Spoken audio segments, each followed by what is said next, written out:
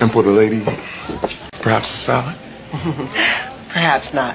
I'll have the steak smothered in onions, a rack of ribs, pasta with extra garlic, French fries with lots of vinegar, and a side of onion rings with lots and lots of sauerkraut. Let me tell you something that has been bothering me since I first started digging into this case.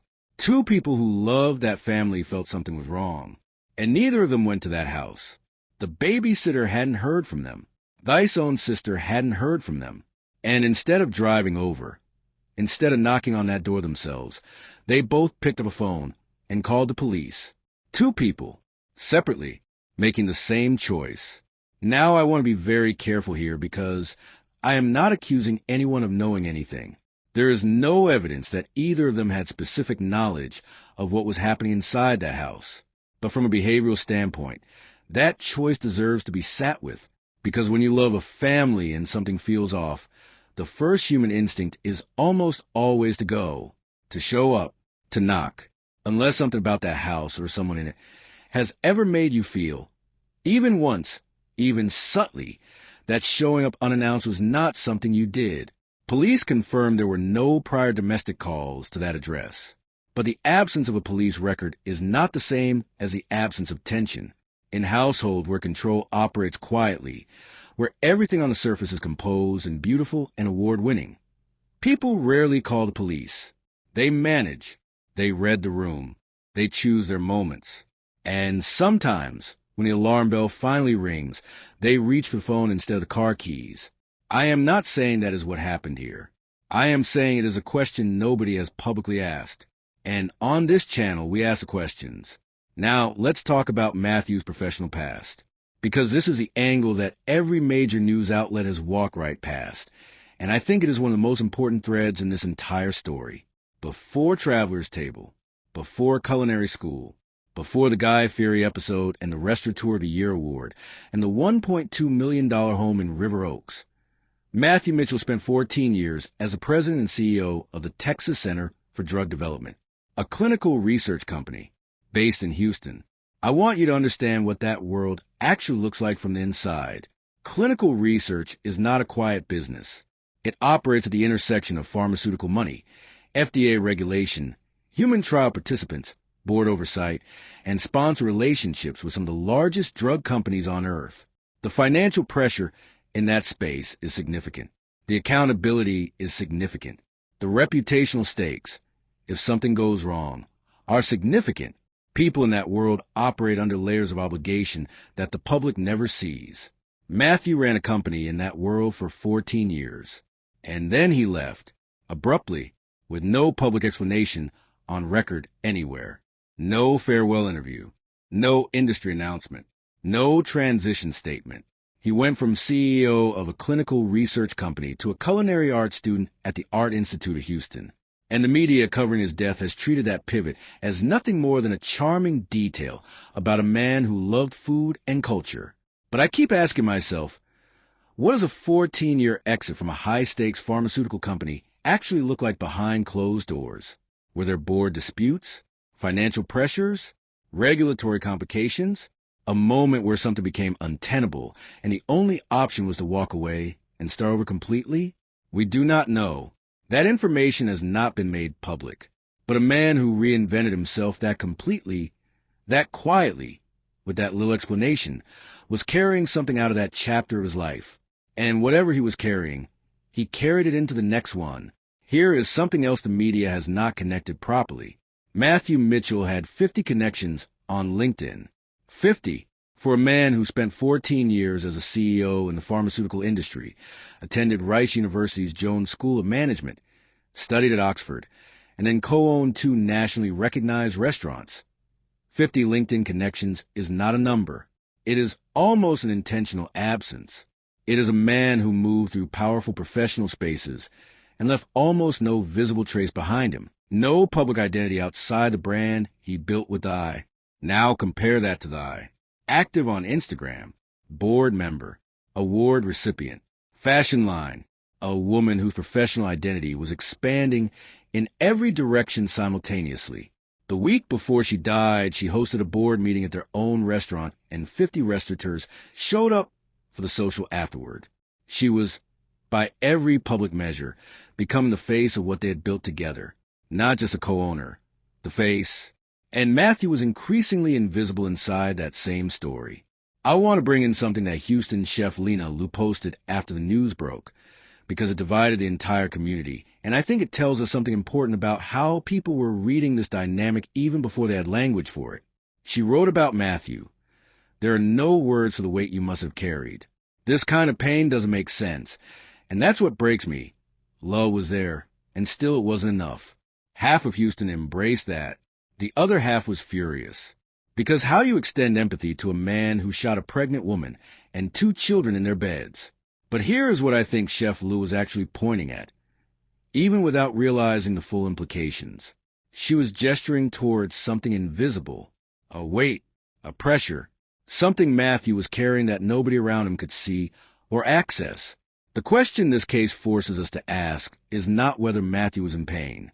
The question is what that pain was made of, and whether any of it was coming from outside that house. Because here is where I want to open a door that nobody in mainstream coverage has walked through yet.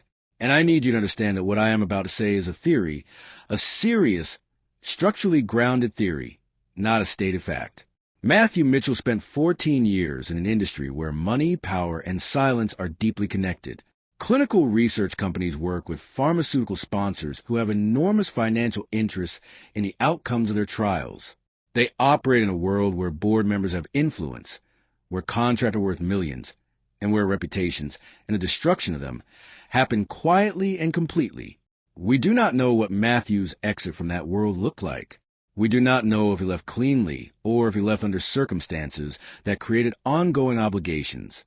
We do not know if the restaurants, opened just 5 years before his death, still in the expensive and volatile early phase of a second location, were performing as well financially as they appeared to be publicly. The restaurant industry is brutally unforgiving. 2 locations, a fashion line, a baby on the way, a mortgage on a $1.2 million home in River Oaks. That is an enormous amount of financial surface area for a man whose last major income before restaurants was a pharmaceutical CEO's salary. He walked away from without explanation.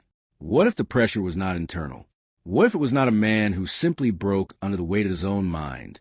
What if Matthew Mitchell owed something to someone from somewhere in that pharmaceutical chapter that had followed him into his new life and finally found him? Now, there is zero publicly verified evidence of gambling debts, criminal associations, or targeted violence in this case. I want to be clear about that. What I am doing is asking you to look at the shape of what we don't know. Because the shape of what we don't know in this case is unusually large for a murder that was closed as a suicide within days. No note, no motive released, no financial records made public, no board disputes disclosed, no pharmaceutical history examined by anyone in the press, and a police investigation that, as of this recording, is still technically open, with HBD actively asking anyone with information come forward. Why is a closed murder-suicide still asking for public tips? And then there is the final video, the one I posted on April 24th, 10 days before police walked through that door. She and Matthew are standing together, arms around each other. She posted a trending audio clip over it. The text reads, "He thinks we will grow old together." Then it shifts, "He will, but I'm Asian." She was making a joke about Asian longevity. She was laughing. She was in his arms, completely at ease, completely unguarded, sharing something light-hearted with the world. 10 days later, he made sure she would not grow old at all. And just days before that video, she had gone dress shopping with Maya, her 8-year-old daughter, for her sister's wedding. She posted that too, a mother and her little girl, picking out a dress for a family celebration that was still on the calendar, a future that was still being planned, a child who had a dress to wear to an aunt's wedding that she never got to attend. There is a detail that the Harris County Medical Examiner confirmed that most people have not focused on enough. The time of death for Thai and the children was recorded as 6:11 p.m. on Monday. Police arrived just after 5:26 p.m. and entered the home. That means those times are being drawn from forensic evidence, not from witness accounts, which means forensic investigators have a specific picture of what that evening looked like inside that house. And that picture has not been shared publicly. What happened between Sunday night, when the family was last seen, and 6:11 p.m. on Monday, that is a window of almost 20 hours. 20 hours in that house. And nobody on the outside knew anything was wrong until a babysitter and a sister made 2 separate phone calls. 20 hours is a long time to keep a secret that size. So let me ask you what I always ask here at 3 a.m. Files. The questions that stay. A man with a sealed interior life. A pharmaceutical past nobody has examined. An abrupt career exit with no public explanation.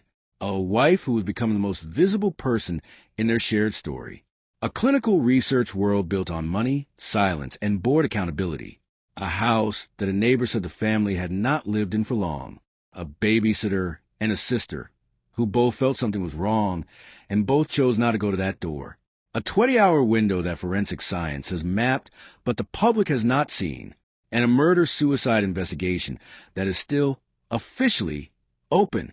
Is this the story of a man who broke privately and took everyone he loved with him? Or is it the story of a man who is already broken by something we haven't found yet? Something from a chapter of his life that nobody in the press has been willing to open? And the one I keep coming back to, if Matthew Mitchell was in danger, from debt, from someone powerful, from an obligation that had finally come due, would I have known? Would he have told her?